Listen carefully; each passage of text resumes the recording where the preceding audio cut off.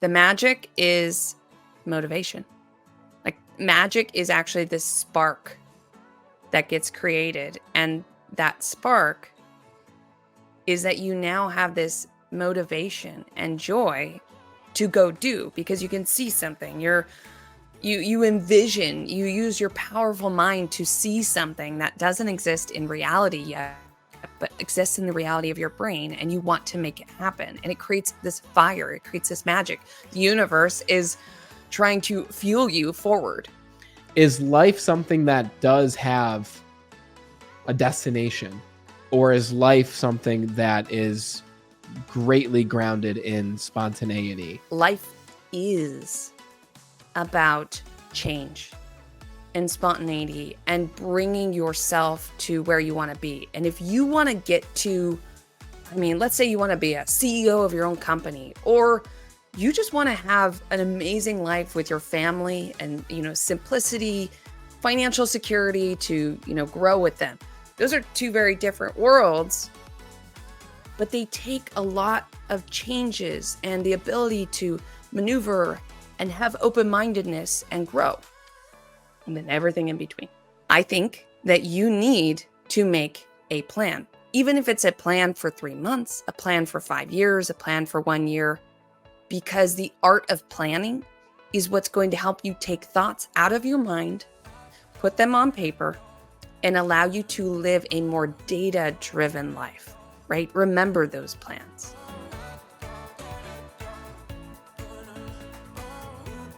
Welcome to the Be Better broadcast. Today we are speaking with Aliki Samone, the author of the book Conquer Your Summit: How to Build a 5-Year Plan and Live Your Best Life. And for those who don't know Aliki, she is an entrepreneur fueled by a blend of science and creativity. After a decade in spacecraft design and program management, she retired from the industry to pursue a life of passion and build her own businesses. Drawing from this wisdom and her connection to nature, she developed the Summit Method to be a holistic approach to planning your life. Her passion for exploration is evident as she travels in her camper van, seeking new hiking, kayaking, and climbing challenges. Aliki aspires to inspire others to pursue their passions, reaching for the stars with her life experience as a guide. It is never a wrong time to talk about how to plan out and to design your life, to ask yourself, what do I want my life to look like 1 year, 2 years, 3 years, 4 years? And what we're going to talk about today specifically is, what do you want your life to look like 5 years from today? Because the reality is, if you don't know what you want your life to look like, it's going to look like what other people want it to, or what other circumstances want it to.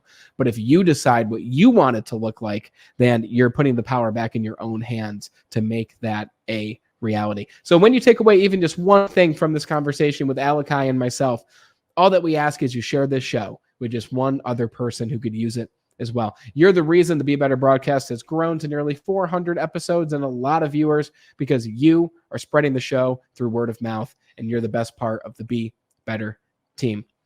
So without further ado, Aliki, it's great to have you on the Be Better broadcast. Thanks for being here. Hello. Thank you for having me. I'm excited to talk today. I'm excited to chat with you. You are a very artistic individual. It's very clear by your pursuits. It's clear by this book, which is surprising considering all the other things you've done, that rather than go and write, like you said, you're part of circles where you're friends with a lot of people who write fiction and a lot of other artistic and creative people. And you went from spacecraft design and that industry to writing a nonfiction book about conquering your summit and achieving your goals. So I would like to just say, first of all, it's amazing that you express your creativity in the way that you do, because I believe we're all creative beings. And there is a sickness, I believe, out there, and a phrase specifically that I used to use myself, that is, I am not creative, right? Have you ever heard people say that? Yeah, 100%. Okay. Have you ever said that personally, or has this creativity just always been innate?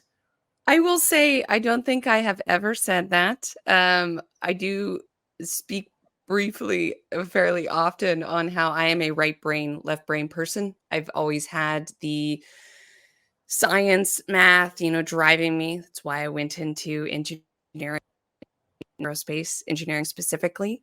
But I have been an artist and a musician and, a very creative thinker since being a child. So I had that struggle point where you get to the end of high school and they say, "Hey, it's time for you to decide what you want to be for the rest of your life." Oh, we're going to fix Perfect that. timing. Yes, that was perfect timing. And I decided when there were fireworks for the rest of my life Nice. that what was I going to do? Was I going to go into science or was I going to go into, creative works? So, to answer your question, I have always been very creative. And there's a lot of people out there who think they're not creative, but, they just need the courage to dive in and have, a little bit of open-minded faith, right? And so that's what I like to do is interweave, as you mentioned, both my, science and creative minds so that I can hopefully show others that it's okay to have both or to try to dive a bit into those pieces. I will show that I do that with my book cover. So, Yeah. maybe at some point I change it, but initially I just wanted it to be colorful. I wanted it to Mm, be beautiful, and maybe it doesn't meet the whole self-help vibe where it's just like business words and, yeah. in my opinion, a little boring, but, I build lots of color into what I do. Sorry. No, I love it. I thought that when I first went on Amazon and looked at the cover, I was like, "Oh, that's a really interesting and different cover," and it fits. And especially just after meeting you for a few minutes, it fits your vibe as well. It fits your aesthetic. And for those not watching right now, like some people just hop on in a t-shirt like myself, and some people really express themselves, and you express yourself in a great way, and it's awesome. So I want to ask you, so why the 5-year plan? Why did you decide to write a nonfiction book about conquering your summit? Like we've all heard about goals, we've all heard about SMART goals and create your intentions. Why conquer your summit? How did that come about out of all the things you could have wrote about? Absolutely. So, it's kind of perfect that we started this conversation out again with that struggle that I have still all the time of, do I follow passions or do I follow what my intellectual or, analytical brain says? So, why do I mention it again? I mention it because when I first started in industry as a young aerospace engineer, I'm out of college, starry eyed and ready to live life. And I quickly found out that becoming an adult, what what was I really trying to do? How could I get to these other levels? I realized I wanted to be, I had these fitness goals. I had desires to become a manager and grow in my company.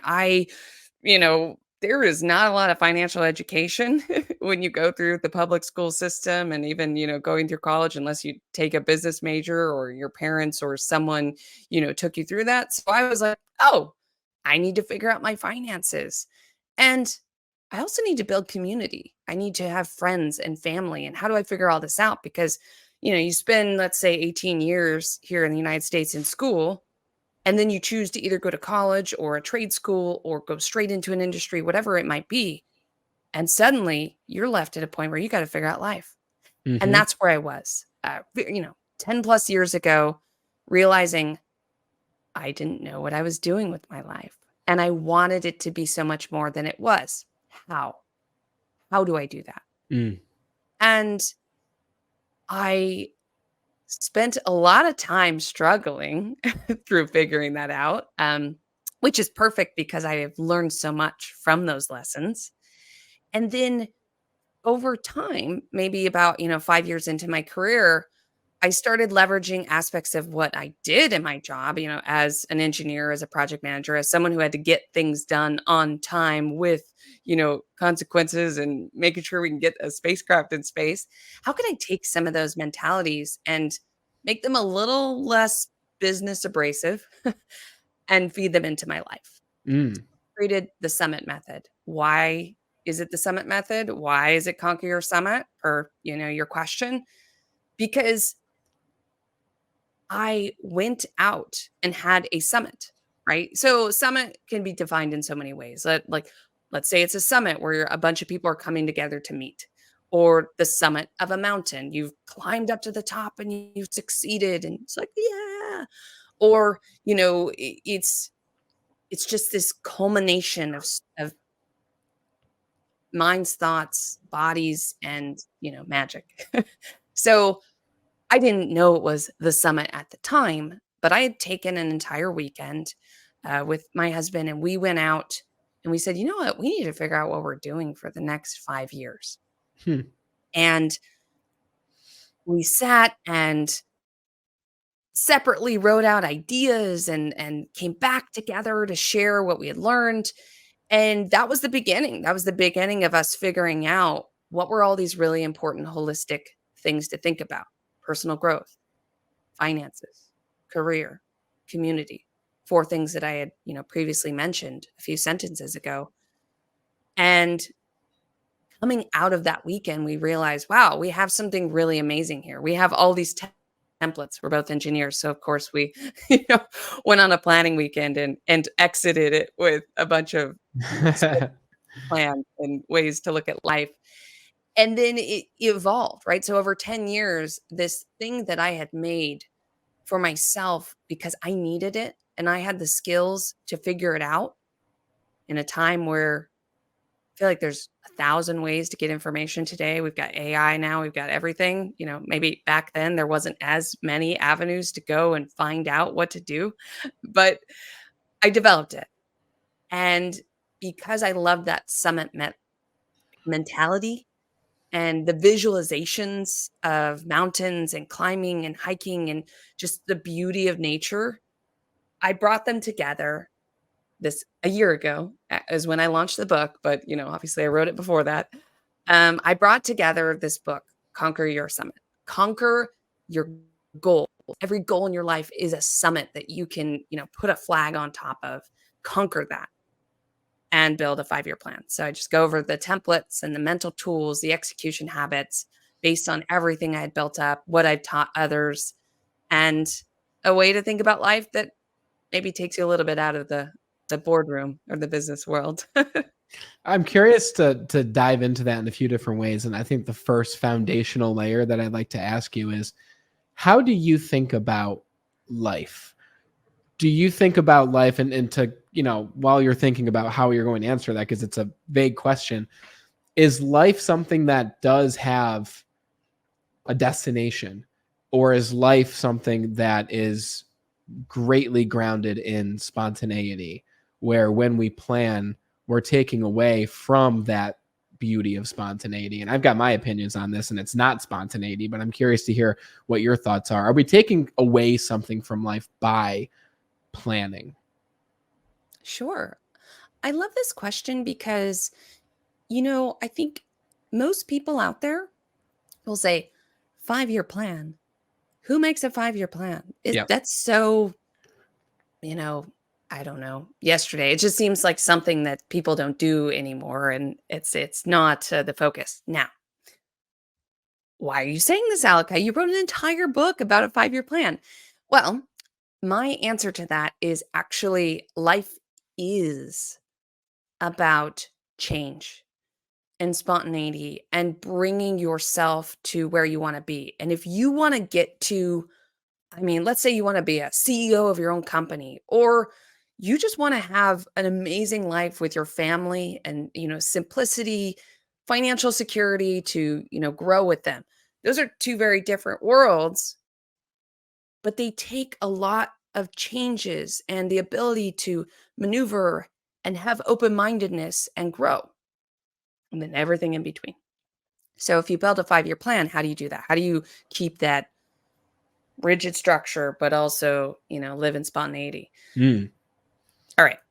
So I think that you need to make a plan, even if it's a plan for 3 months, a plan for 5 years, a plan for 1 year, because the art of planning is what's going to help you take thoughts out of your mind, put them on paper, and allow you to live a more data-driven life, right? Remember those plans.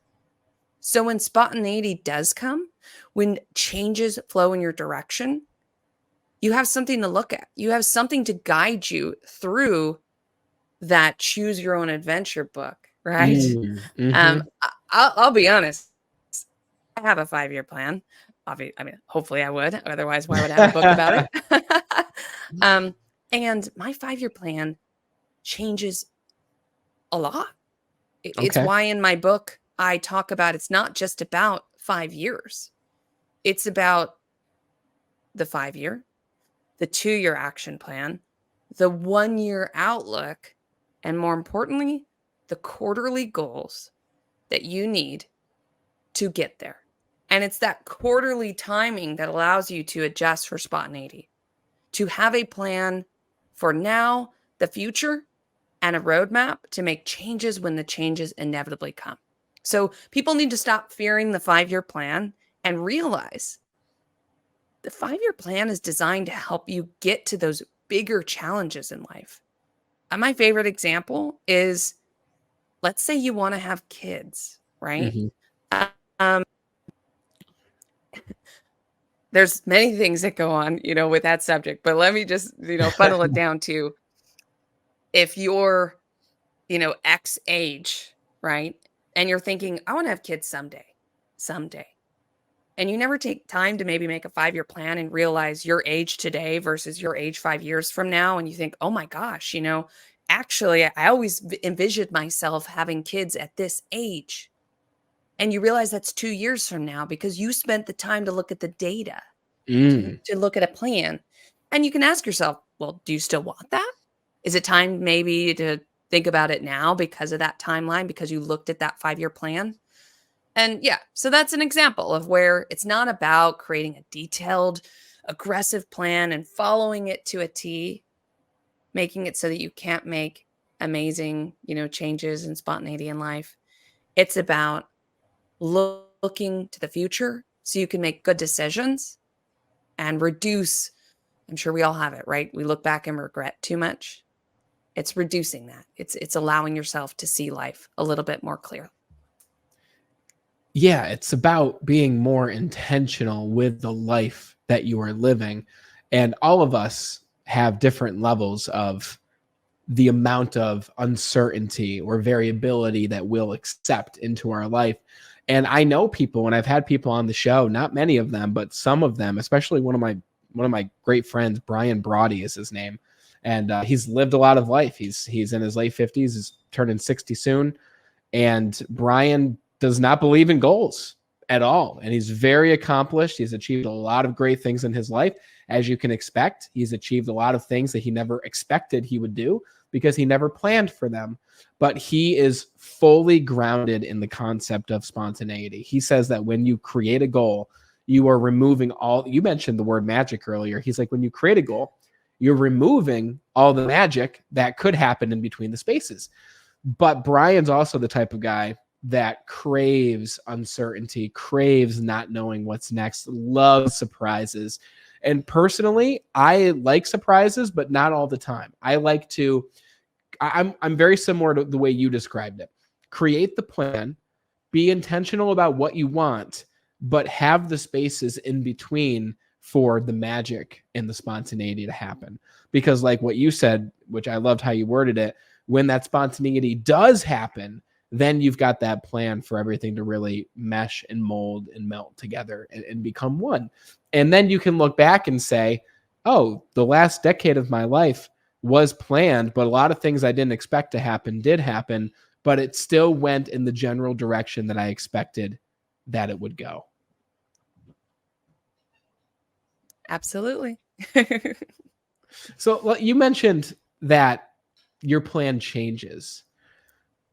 Sometimes with me, when my plan changes, I almost in a way judge myself for it. And maybe not judge myself, but I become critical of the fact that my plan changed. And I think to myself, is it a bad thing that my plan changed? Is it me not staying committed to the original plan? what happens when your plan changes? Do you go back to the drawing board? Do you make a few edits? Because I believe it's inevitable for you to create a 5-year plan and then a year in something happens. Maybe an unexpected child comes into play. Maybe you're laid off. Maybe you find a different job. Maybe passions and wants and needs change. So what do you do personally when your plan changes? And maybe do you have an example of a time recently when a plan did change and how you adapted to that? Absolutely. Absolutely. So, okay. When I mentioned earlier that I break everything down into quarterly planning at its lowest level, that's the key. Because it's a forcing point, and I call it a summit event.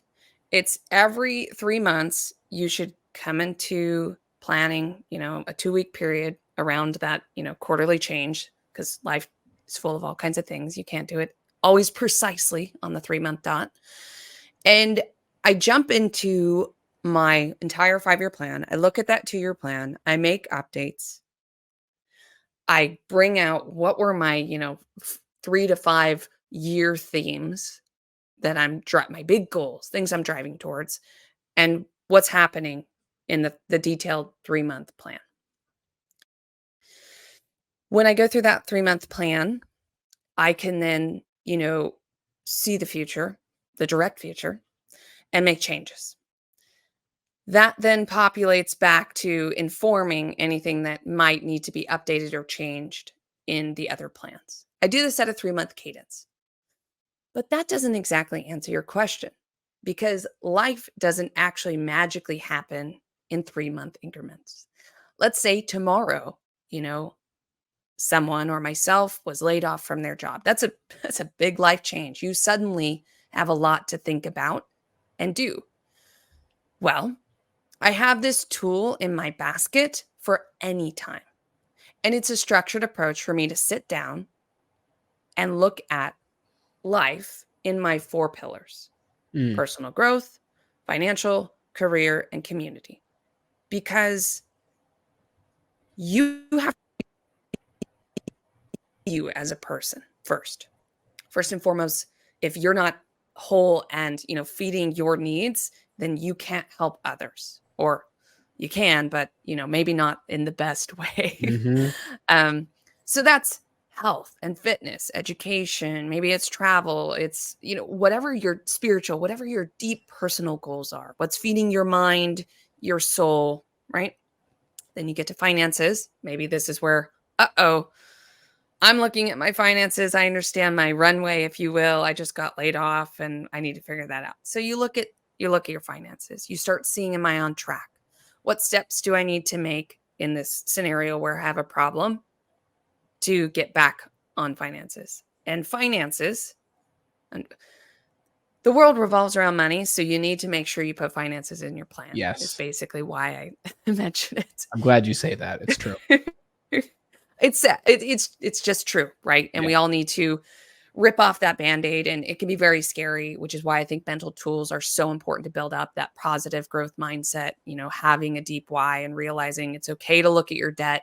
It's okay to look at all these things that might scare you, because that is how you'll get towards that financial future you want. Anyway, moving that to the side, in order to have finances or, things to look at, usually you need a career to do that. That's what you're doing with your time in exchange for money. Mhm. So now I'm in a big pickle. I got laid off from my job and I start looking at what I have done in my career. I start doing some research. I take the career planning section, of the 5-year plan, if you will, or the summit event, and I start laying out steps for what I should do, direct next steps to get maybe a new job or to understand what I want to do there.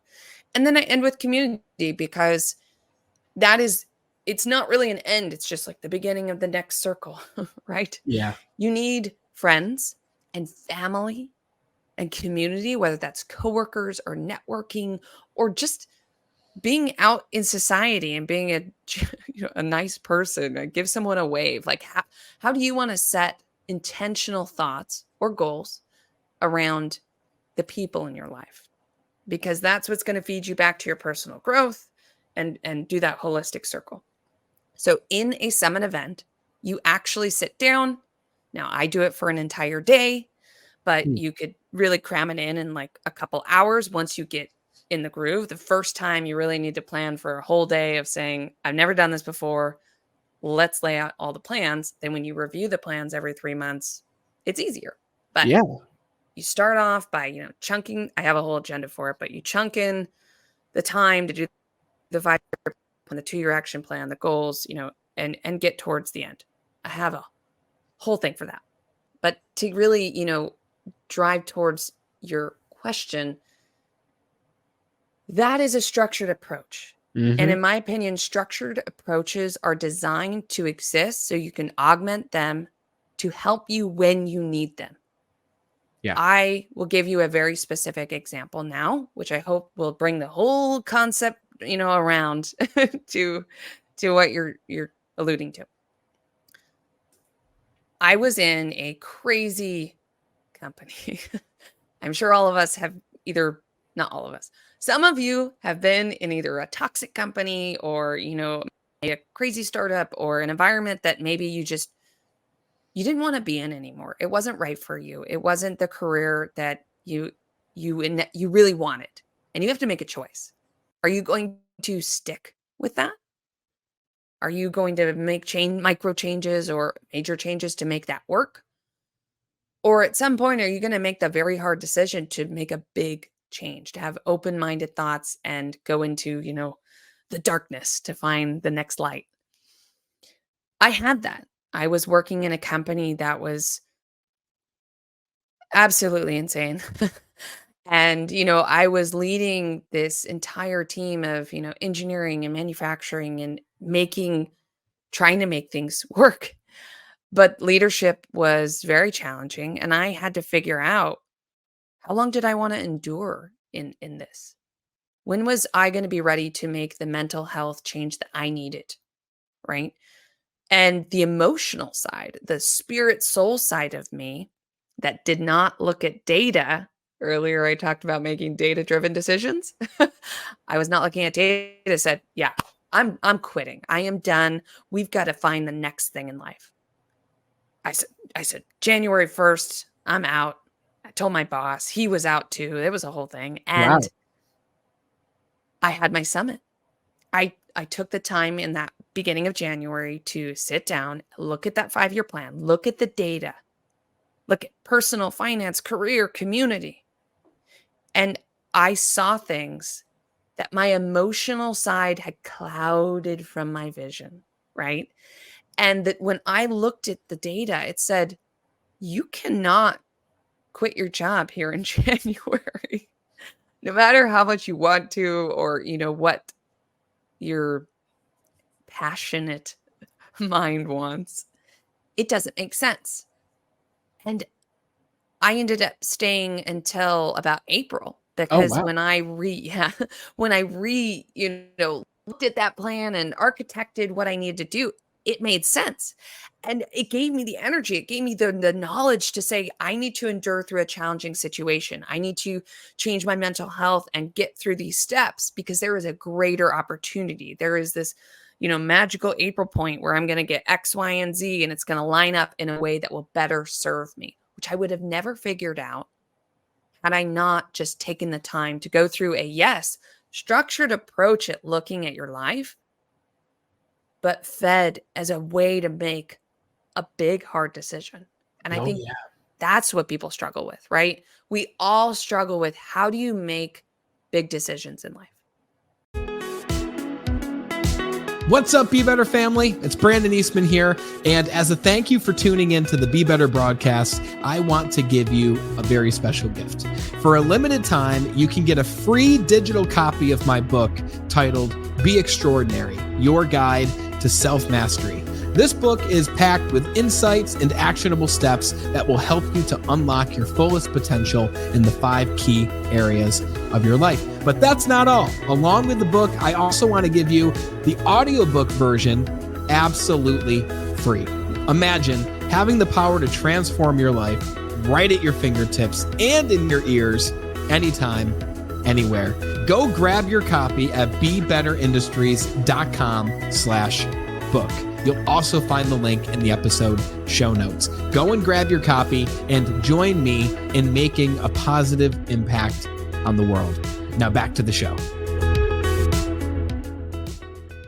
Wow. What that gave you above all is hope and faith that it would work out for you.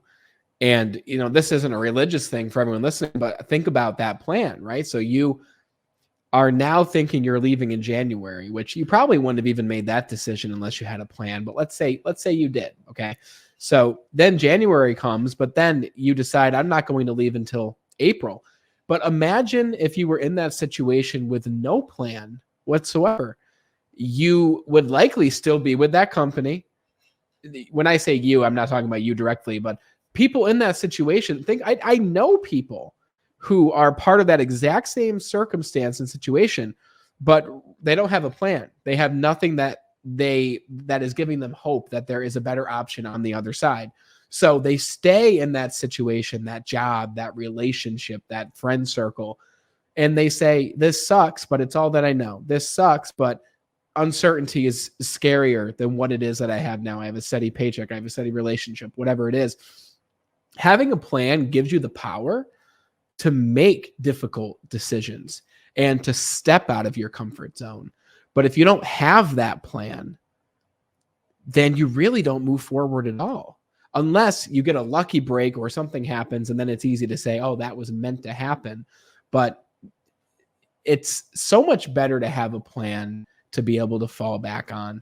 And I love that with this summit method specifically, it's on the quarterly basis that you mentioned. And Tony Robbins is a big inspiration of mine. He's what got me into personal development about 10 years ago when I was 21. And he always says, what you measure grows. And when do most people measure their goals? I wouldn't even call them goals. I would call them resolutions. Most people look at their one goal or one resolution, which is usually, I want to lose weight or I want to make more money or whatever. And they never dive in, get more specific because we're not taught how to do those things. So this isn't anything against that person because it's not their fault that they don't know how to do it, right?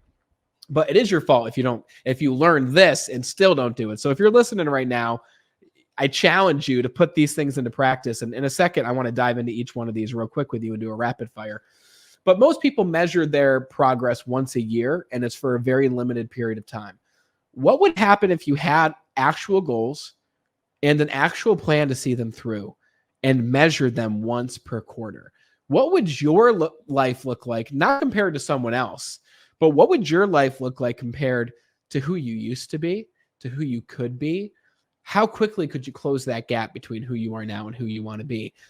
That's where I like how you used magic again earlier. And I maybe I'll ask you about that, what that really means, this magic. Because I believe when you set an intention, when you do set a goal, there is a magic that comes into play that helps you make that goal a reality in your life. Some people call it karma, the universe, the law of attraction, whatever you call it. A lot of people call it many different things. So if a lot of people are calling it something, it's very likely to be real, even if we can't tangibly see it.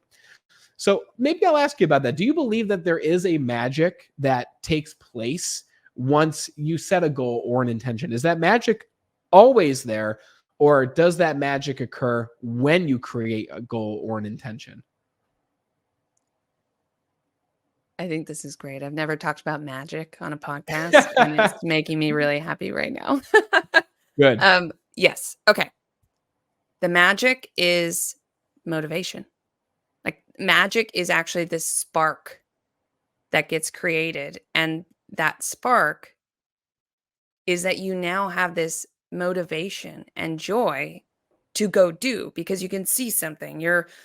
You envision, you use your powerful mind to see something that doesn't exist in reality yet, but exists in the reality of your brain, and you want to make it happen. And it creates this fire, it creates this magic. The universe is trying to fuel you forward. But magic is oftentimes fleeting. Mm. And so I bring that up as a perfect little note to add for you all about magic and motivation. If you do not remind yourself about the magic, about the goal, about the spark, about the universe trying to tell you, please move forward, try this thing, go forth and conquer, you'll forget. Our minds are amazing, but they're, fleeting in 1,000 thoughts. When you go into the kitchen and you decide that you need to go to the grocery store, but you don't make a list, I can almost guarantee you will go to the store. You will maybe get everything that you needed, but you will probably also get a lot of things you don't need, Mm. extra baggage. Maybe that's a good thing. Maybe it's a bad thing. But you'll probably leave paying way more than you had thought in that case. And likely you will forget something, get back home Always. and be like, I didn't bring the thing. Versus going in the kitchen, writing down a list of what you need, going to the store, going down the aisles, grabbing the thing. Maybe you add an couple extra things because you intentionally made that choice. You come home, you've done it. That's a plan. Like we talk about how we don't want to plan, but like that's actually making a plan. You plan to go to the store. I Yeah. bring that up because that visual, that piece of paper, it's actually a form of motivation. It's a form of visual cue. It's a form of giving you the magic to go to the store and be a grocery shopping rock star, come back and make that massive, amazing meal that you're going to do. So you have to take your 3 to 5 next steps or the one big goal that brings you that spark, that gives you that motivation magic, and put it on a piece of paper on your nightstand, on the mirror in your bathroom, next to the door when you leave, whatever you need, on your phone, maybe that you've got an app that you can put some words in. You need to visually remind yourself on a daily, weekly, cadence. This is the execution habits that you need to have to bring magic into your life, to align with the universe and make sure that every day you're making one step, one micro step towards that goal. Because you can plan all you want, right? You can plan all you want, but if you don't actually, do some of those execution habits, if you don't bring that magic in, if you don't use that spark to fuel you forward, you will have a difficult time getting to success. And I think a lot of people, blame their lack of success on many things. But I find that in the end, most of the time, it's because you didn't leverage data. You didn't write the Mm. data down. You didn't look at the data, whether that's a detailed 5-year plan or looking at a note when you leave your door. That's the magic of getting to success. You're a brilliant storyteller. You are. And you're a very special person because for many reasons I'm sure that I don't know because we've spent 30 minutes together. But I've worked with a lot of engineers and I've been in sales for over a decade. I've sold to a lot of engineers. And you have this very interesting duality of, like you said, left brain and right brain. You're able to connect both of them because a lot of engineers I talk to are not able to do that. And they're all special in their own way because without them, we don't have the structure and the step by step. And this needs to happen at this exact precise moment in this precise way.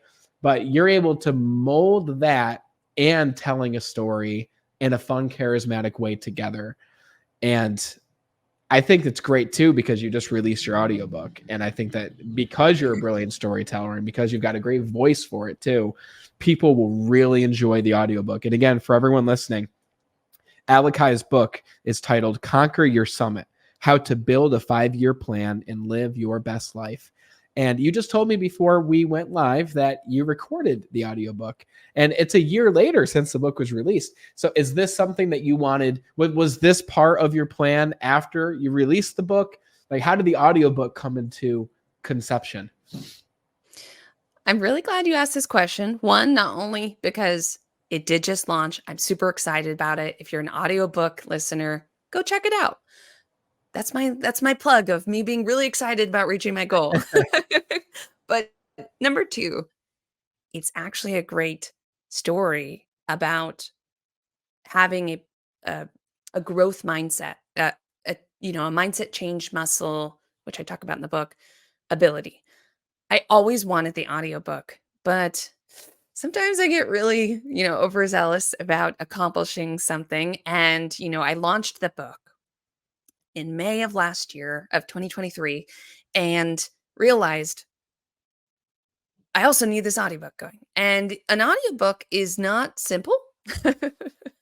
I am someone who thinks that she can do anything herself. I will go learn and DIY and, use my creative powers to conquer everything, which is awesome and also detrimental at the same time. Why do I say that? Because I could have given up, right? I knew what I needed to do. Let me learn a bunch of things and make an audiobook. I spent several weeks doing that process. I was ready to go. I was going to release the audiobook right with the book. I hit some walls. I hit some problems. I couldn't get certain aspects of the equipment working. Okay. I knew I could go into a studio, but I thought, oh no, I can do it myself, right? I just didn't, I wanted to do it myself. Months go by. As time keeps going on, this is where a lot of us struggle with these big goals and they bring us down. And we start thinking, well, maybe we can't do it. Or maybe I'll get to it eventually. Or, what's the next thing? What's the next shiny object, right? I signed up for a course so that I could, learn certain aspects of audio editing. I took all this time to record everything only to realize that the files were wrong. Wow. I made every mistake in the book about making the book, an audiobook. And it was a lot centered around this fear, right? And in my book, I talk about fear and the fixed mindset and how it's so easy for us to think we know the right way or go learn one thing and say that must be the one way and not be willing to have an open mind to change. Now, I wrote a lot about this in my book, and I hope I'm being very open right now that you always need to grow. I mean, I may have written this book, but that doesn't mean that I'm always working on myself to Yeah. grow and realizing when I, bring a fixed mindset back into my work, even though, I continue to coach and help people get out of their minds. Just saying, that's a plug to people out there that not everyone's perfect. I'm not perfect. You're not Yes. perfect. Let's all grow together, right? um, I finally said, I'm going to go in the studio. I'm going to just get this done. And I went in the studio and stood there for, on the course, 2 days, 4 hours one day, 5 hours the next day, and recorded the book. It got edited and now it exists. It's launched. I'm, working with everyone. That whole story is just about how I chose to do certain things with my plan. I hit walls. I had to go through emotional struggles of, do I want to spend the money to go into a studio to get this done? No. I don't want to do that. I want to do it my way. Well, sometimes in life, you have to be willing to get out of your own way, to make choices to elevate you to the next, spot, to choose a different path in the Choose Your Own Adventure novel that you're writing for yourself and get there. So, Yeah. yes, I have an audiobook. I've never been so excited because I had plenty of hurdles to get there. I leveraged my 5-year planning. I leveraged the mental tactics to get through each one of those struggles. And now here I am at the top of my summit, putting a flag, on my little virtual mountain saying, cool, I have a book where I have narrated it and I get to hopefully share with a lot more lives and help you all get to your next summit.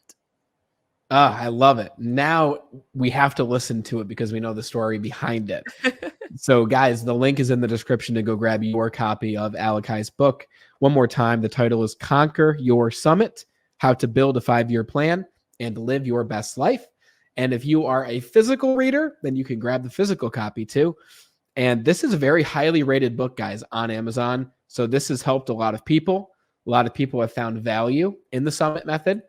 And I want people to read this book, but I also want to give people something that they can use now. And I think that we've already gone over many of those things that they can do. But I want to give people something they can do now so that they can leave this podcast episode and write down a goal or a plan in each of those 4 areas that you mentioned. So we won't go deep, We'll do a fun rapid fire, but I'd like to go through personal growth, finances, career, and community. And I'm a big believer that the quality of the questions that we ask determine the quality of our lives. So for each of these areas, I'm curious what comes to your mind when I ask you, what is a great question we can ask ourselves for each of these areas that will prompt us to start creating a plan for each of them.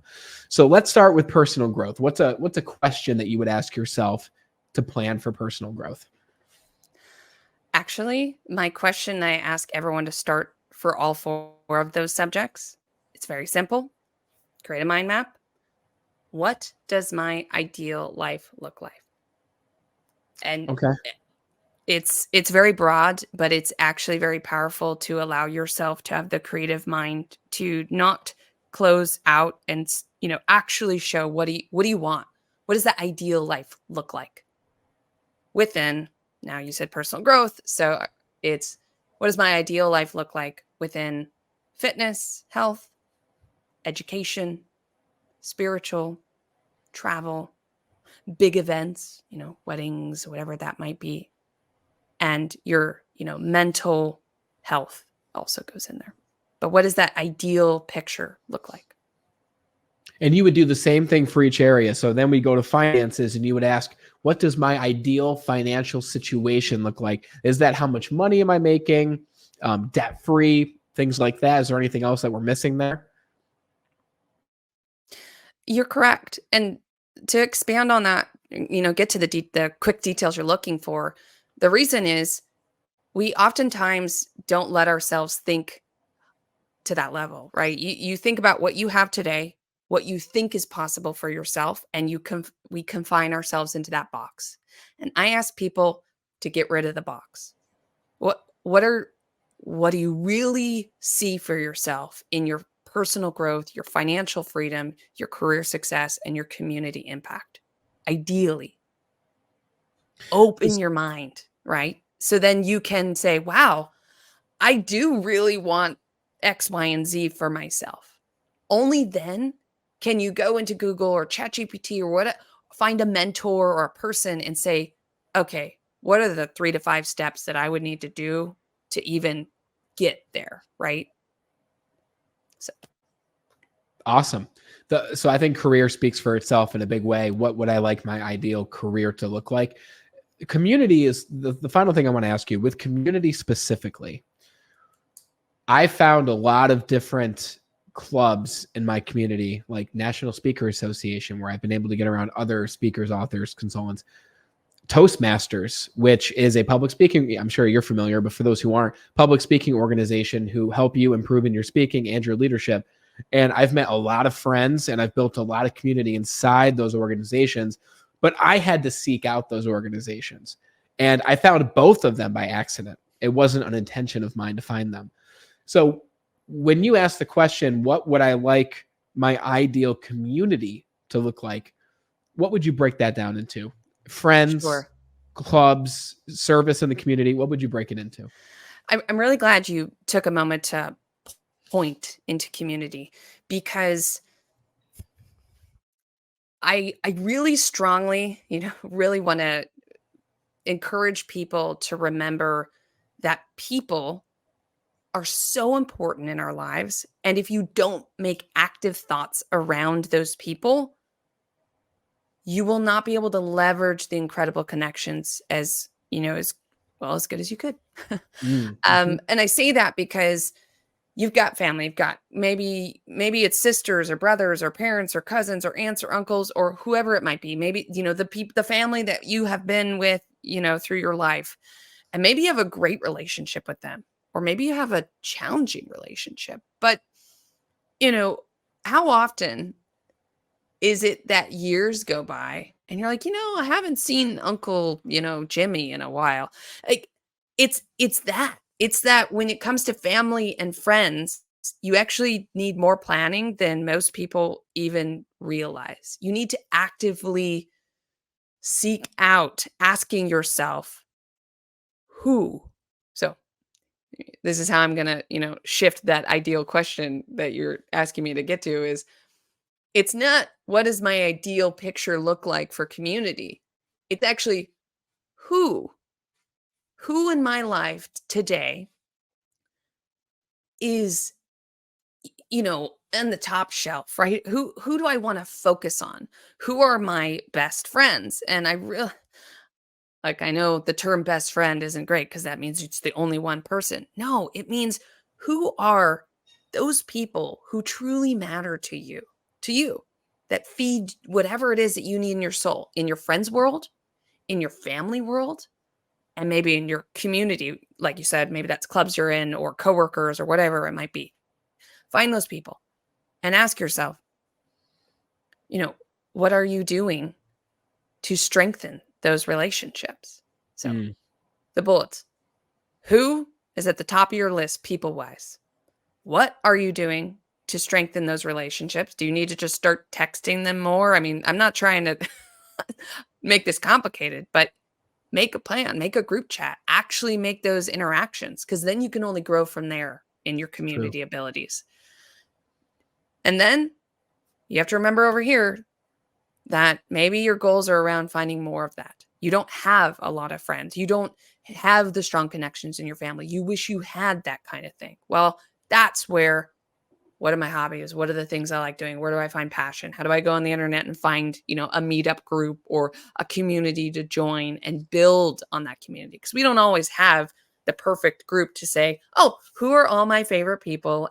And, what are steps I would like to take with those people? Plan a family reunion, whatever it might be. Yeah. Sometimes you have to make goals around the emptiness, the finding of people. And lastly, in this triangle of community, there is toxicity in people. And I also mentioned that with community questions, who in your life maybe is bringing you down, who in your life doesn't serve you and is making for a challenge. Because Mm, you have to ask yourself, when are you going to be willing to have those hard questions, answer those hard questions, and potentially, break up, if you will, with a friend or family member and, separate yourself, make boundaries for that. So that's the community impact question triangle. love that. Who is amazing? Who do you want to have goals with? If you're lacking, where do you want to go find, new things? And 3, if there are toxic people in your life, what boundaries are you going to set to grow in this triangle of people? Yeah. Yeah. Elimination is just as important, if not more important than addition. And when it comes to adding people to your community and going out there, it will be uncomfortable at first. And for a bit of time, it will be uncomfortable, especially when you get in a professional community where everyone's at a higher level than you, which is a beautiful place to be, by the way, because you are the quote unquote low man on the totem pole and you have to build yourself up in skill and you feel that you might not be worthy, but you're worthy, but you just have to build up the skill in order to exist in that room. But I love how you bring the point that you must nurture these relationships and nurture this community, because relationships, it's something you're always growing. It's never at the peak, right? It's different than a career where there might be a cap. Relationships, there's never a peak. You can always grow them. Aliki, this is amazing. I've loved this conversation. I could talk to you forever, but I want to respect your time too. The last thing I'll ask you is, where's the best place that people can find you and connect with you aside from grabbing a copy of your book? Where can people follow you? Of course, of course. So, one, I have social media, so you can go to Instagram or TikTok. It's at The Summit Method. You can find me there. There's also an Aliki Samone music, so if you want to just go listen to music, you can go follow that person. I Cool. am a musician, so you'll find different pieces of me online. But the other thing is, go to my website. That's conqueryoursummit.com, and you'll be able to find all the resources. I'll give this plug. Look, you don't have to pick up the book, right away. I hope you can find joy in its pages and, help you in the way you need in life. But just go to conqueryoursummit.com/resources.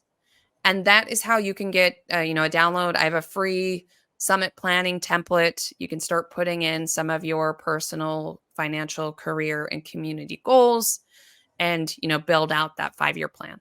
So go ahead and go check that out. And Yeah, there's lots of products. I definitely want to help people in the ways they need, whether it's books or audiobooks or notebooks on Amazon. I have a whole bunch of things now, actually. Awesome. A workbook and notebooks that I have designed the covers on, bringing my creative back into the Beautiful. world. So Oh, it's great. I want to help you You're plan. inspiring. I'm inspired. You make me want to get to work, like in a good way, like not just work to work, but work to be creative.